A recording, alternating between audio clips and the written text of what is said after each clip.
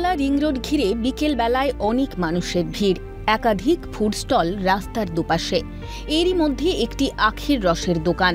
অত্যন্ত স্বাভাবিক দৃশ্য হতেই পারত, কিন্তু একটু থমকে যাবেন যখন দেখবেন আখের রস বেচছেন এক মহিলা। আলাপ পরিচয় হলে জানবেন মহিলা একজন ইঞ্জিনিয়ারিং ছাত্রী।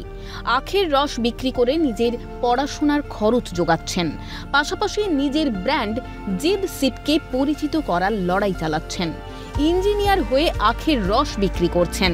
অনুপ্রেরণা আরেকজন মহিলা, নাম মমতা বন্দ্যোপাধ্যায়। সকাল থেকে 8:30 থেকে বিকেল 5টা অবধি, যেহেতু এখন গরমের সিজন, তখন 700-800 মিনিমাম হয়ে যায়।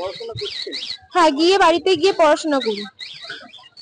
এবার আমাদের পরীক্ষা থাকে, পরীক্ষার সময় মানে যখন যেরকম কলেজ থেকে আমাদের যেতে বলে যে এই দিন আসুন, নাহলে আমাদের অনলাইন ক্লাস হয়।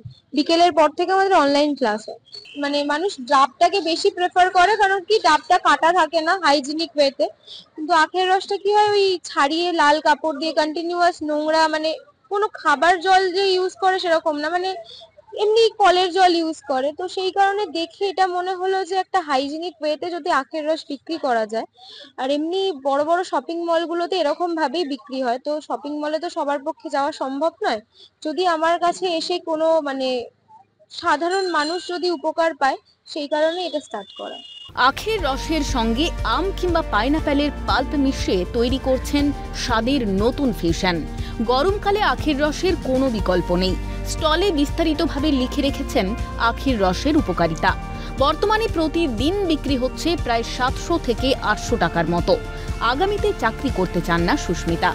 এন্টারপ্রেনার হিসেবে নিজেকে তুলে ধরতে চান, প্রমাণ করতে চান। সফল উদ্যোগপতি হতে গেলে অর্থ নয়, প্রধান হলো উদ্যোগ। ভবিষ্যতের দিকে তাকিয়ে সুস্মিতা। দেবকুমার দেবের রিপোর্ট, ক্যালকাটা টেলিভিশন নেটওয়ার্ক।